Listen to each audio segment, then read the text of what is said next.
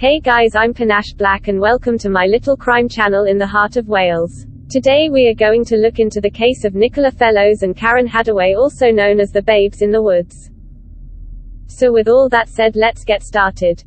We will begin at the phone call that raised the alarm so many years ago. Where were these children last seen? They were last seen over at the Coldine shops at the bottom of Coldine Lane. I thought my little one had gone up to her friend. And when she didn't come back about when it started getting dark, I phoned her friend and her friend's mum said she hasn't been up there. And what time was it they were last seen? Pardon? What time were they last seen? At about 5:30. It's not like her to go, too far away unless she's going usually to a friend's house. And who am I speaking to now? Mrs. Hadaway. Hadaway, Hadaway, is that? Right, yeah. Who's the other mother, Mrs.? Mrs. Streeter. Mrs. Fellows. Right, and they're two 9-year-old girls? Two 9-year-olds. Any idea what they were wearing? Yeah, my daughter was wearing a grey pleated skirt and a green Coldine jumper with Coldine School written on it. Yeah, what? A green sweater, you say? Green sweater. Right, and the other girl? Pink trainers, white socks. I haven't got the faintest idea. So what was Nicola wearing? A peachy brown sweatshirt and a check skirt. Got no socks on, red shoes. Red shoes, no socks. Sorry, peachy brown sweatshirt. And a brown striped skirt, check skirt.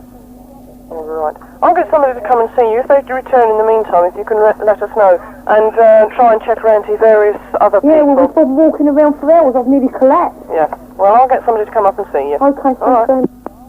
On the 9th of October 1986 in Brighton, 10-year-old Nicola Fellows was playing after school with her friend, 9-year-old Karen Hadaway on the Moulscombe estate on which they lived.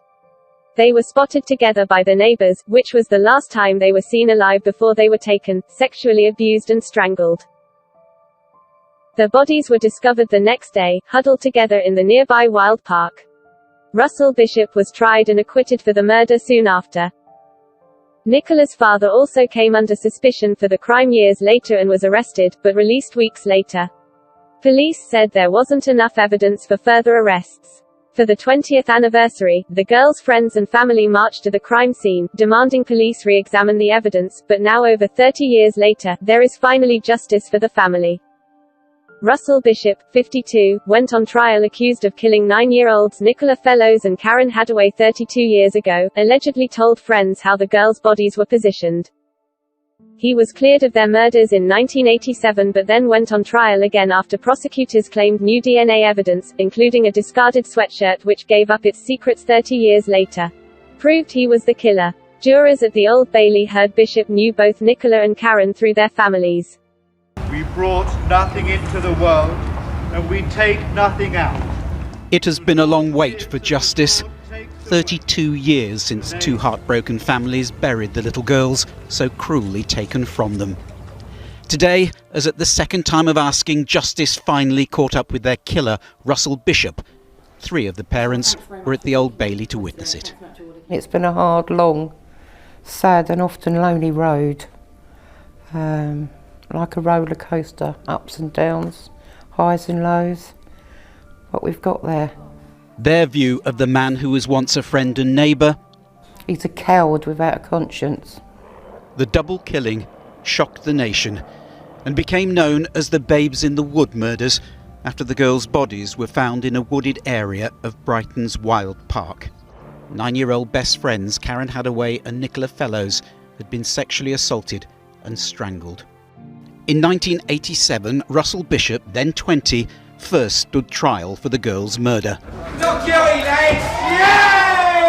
Yay! This was how members of his family greeted the not guilty verdict.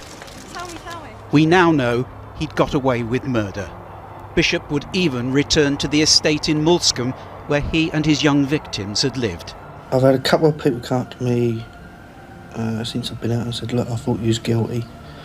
And I've set my apologies. And I have, and I've started talking to them again and it's been fine. Many detectives involved in the original investigation believe the jury got it wrong that day, allowing the man who sexually assaulted and murdered the 2 schoolgirls in this copse to walk free. That suspicion would harden 3 years later when, in a remarkably similar attack, another little girl, 7 years old this time, was sexually assaulted and left for dead just a few miles from here. Only this time the victim survived and was later able to help police identify her attacker, Russell Bishop. Bishop would grow old in prison serving a life sentence for that attack, but Sussex police had not closed the file on the unsolved murders of Karen and Nicola. A new incident room was set up, and advances in DNA testing allowed detectives to link a sweatshirt Bishop was wearing to the schoolgirls' bodies. The grounds for arresting you are that there is fresh evidence linking you to the murders. But Bishop was brought from his cell at Durham Prison to be told the new double jeopardy law meant he could now be tried again. He was not happy. I'm not going to sit here like I did 13 years ago and go over and over and over around in circles. Not happening. Please, crack on with your question. And I think at that moment, that's when the penny would have dropped with him that this hadn't gone away. And he clearly didn't want to be there. He kept asking to go back to prison and he was very unhappy. Detectives are now satisfied they've done their duty by two families who still visit this place every year to remember the little girls who in their eyes will always be 9 years old. Paul Davis, ITV News, Brighton. Russell Bishop had joined the huge search party all those years ago, to look for the children, bringing his pet, Misty, along as a sniffer dog, after they were reported missing in October 1986. Their bodies were found the following afternoon hidden in a den surrounded by dense woodland. Karen was lying across Nicola with her head in her lap, but jurors heard there was no direct view of the bodies from the main path, 22 feet away, owing to the vegetation. Later that evening Bishop told his neighbor, Geoffrey Caswell, that he had been one of the 4 people who found the girls' bodies. He said the other 3 searchers were his mates, and described bringing his dog along which sniffed out the children, after being given a piece of one of the girls' clothing he had taken from her mother. Mr. Caswell thought the defendant seemed grief-stricken, said Mr. Altman. Well, if he did appear to be grief-stricken, then he was play-acting. Jurors heard Bishop also appeared to be quiet and preoccupied. When asked if the girls were hurt, he added that neither victim appeared to be badly injured. But he also said that the girls were lying across each other and that it was a sight that he would never forget, Mr. Altman said. He claimed also that he had felt for a pulse on one of the girls, but he did not elaborate further. The court heard that, in stark relief to the grief-stricken impression Mr. Caswell had of Bishop, his colleague Michael Evans recalled that it did not bother him at all when the pair discussed it. Days later, the prosecutor said, Mr. Evans also asked him how and where they were found, to which the defendant said this one was lying on her back and the other one was lying across the other one's stomach, adding, one had blood coming from the corner of her mouth. The prosecution suggests that the only way the defendant could have known the detail of the girls' positions in relation to each other was not because he saw it at the time of finding, but quite simply because that is how he left them, having killed them. Mr. Altman told jurors Bishop had yet to mention foam or froth coming from the mouth of either girl. But that was later to change. At 7 p.m. on October 10, police returned to Bishop's home where he repeated his account of his movements the previous afternoon. He said he had gone to speak to someone about some work on his mother's car but he was not in. So he said he diverted to the Fellows' home to see his friend Dougie Judd, who was a lodger there. The door was opened by a little girl, but he said he was unable to help with her identity, Mr. Altman said. Bishop said he thought Nicola's mother shouted that Mr. Judd was not in. He claimed to have arranged to meet Marion Stevenson, a 16-year-old girl he was in a sexual relationship with, at 6 p.m. that night before going to meet the man to speak about the car. As he walked home he chatted to the keeper and saw the girls playing on a tree. Bishop described heading home, turning right towards a station and under a bridge. Mr. Altman told jurors the route Bishop was describing meant he walked by the piece of land where the Pinto sweatshirt had been found, early on the Friday morning. He added, of course, at this time, when the defendant was talking to the police, he did not know that the Pinto had been found and so he had no reason to concern himself about the route he took back. Bishop said he could not remember what time he got home but said it was still light out. Mr. Altman said Bishop claimed he decided to do his washing, on this night of all nights because he had nothing else to do. The following day he again tried to check in on Mr. Judd before heading to Moulsecoombe police box to volunteer his services as a dog tracker, but he said they did not appear interested. He later bumped into Susan Fellows, the mum of one of his alleged victims, and asked for a piece of her daughter's clothing for the dog to get a scent. Jurors heard Bishop also appeared to be quiet and preoccupied. When asked if the girls were hurt, he added that neither victim appeared to be badly injured.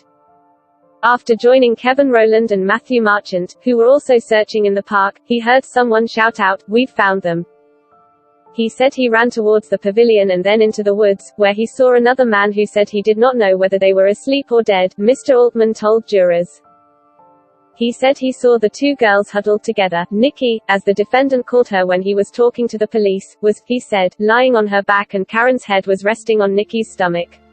He said that he went to them, felt the pulse of each girl on their neck and felt that they were cold and stiff and obviously dead. He added some very important further detail. He said that he saw blood-colored foam on Nikki's lips. Mr. Altman said Bishop signed a formal witness statement later that night.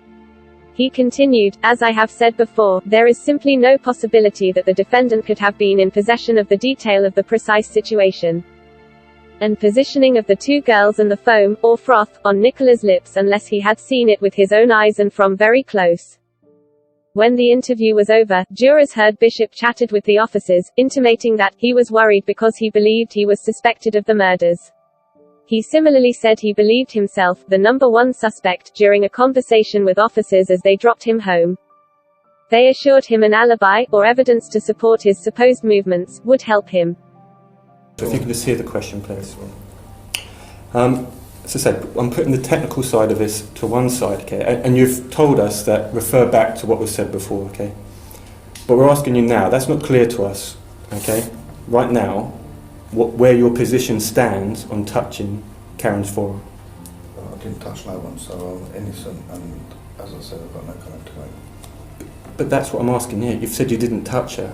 Well, you've got my answer, so right, down and then move on, please. No, that's fine. I just want to be clear. You're saying you didn't touch Karen Hadaway. Listen, I've got no comment to make, right? Everything what's been said has been said. I've got nothing else to add. Please, just answer questions, let me answer it, whether it be no comment, whatever, and move on. I'm not going to sit here like I did 13 years ago and go over and over and over around in circles. Not happening. Please, crack on with your questions. After decades of deceit, Russell Bishop will now have a lifetime behind bars to reflect on the murders he committed. Today he was given 2 life sentences, one for each of the little girls' lives he brutally ended, 31 years after he was cleared of killing them. I'm delighted with the sentence of 36 years, which reflects the magnitude of these terrible crimes against these 2 young girls. Bishop, I hope, will spend the remainder of his life behind bars, where he truly belongs. Best friends Nicola Fellows and Karen Hadaway were just 9 years old when they were sexually assaulted and strangled in a wooded area of Brighton's Wild Park, in a case that came to be known as the Babes in the Wood murders. In 1987, Russell Bishop, then 20, first stood trial for the killings. Not guilty, lads! But Bishop had got away with murder. Despite forensic evidence linking him to the crime, a series of blunders meant he walked free. But Sussex police hadn't closed the file on the unsolved killings.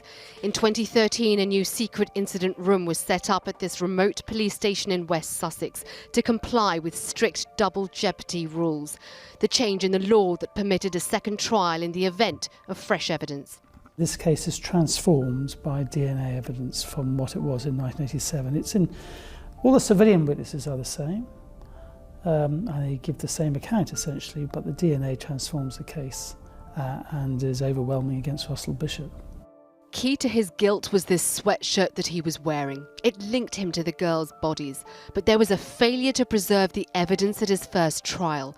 Decades later, advanced forensic tests proved fibres and hair on it belonged to Bishop. I could never get over the fact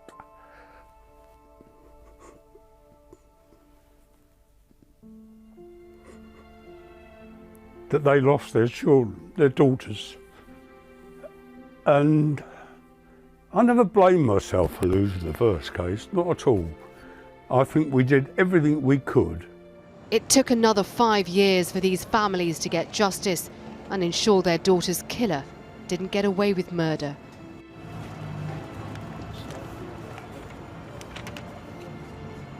After 32 years of fighting, we finally have justice for Karen and Nicola. Time stood still for us in 1986. To us, them beautiful girls would always be 9 years old. They would never grow up. We've been deprived of a happy life to watch them grow into adults. What people like Bishop inflict on the families of their victims is a living death. They take the lives of children, but they also take the lives of the families left behind. Kaz and Nikki, as they were affectionately known, friends playing out together, only to have their lives wiped out by a sexual deviant, a monster. What's been hard, horrendous and heartbreaking is to hear that they were murdered by a disgusting paedophile who we actually knew, and them two girls liked and trusted. He abused that trust. Heart-wrenching. Bishop doesn't deserve to breathe the same clean air as we do.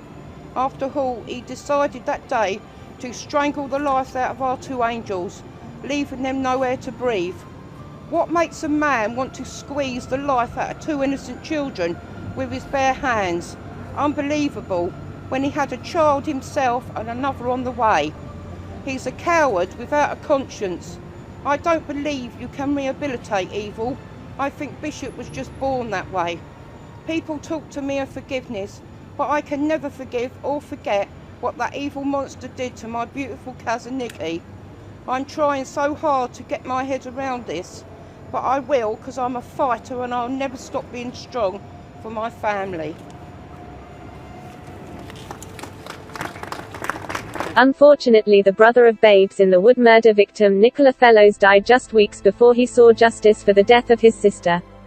Jonathan Fellows, 46, was found dead at a homeless shelter in Worthing on September 5 last year. An inquest at Crawley Coroner's Court heard on Tuesday, February 12.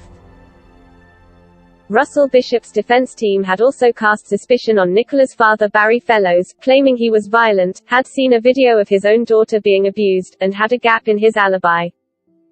If you enjoyed this episode and would like to venture into this case further, I will link my resources in the detail box below. As this case is one that once you begin searching down the rabbit hole, the information is endless. If you like our channel's videos, please like, subscribe, comment, and click the notification bell so you do not miss any future content. Until next time guys, take care. I am Panashblack and thank you for watching.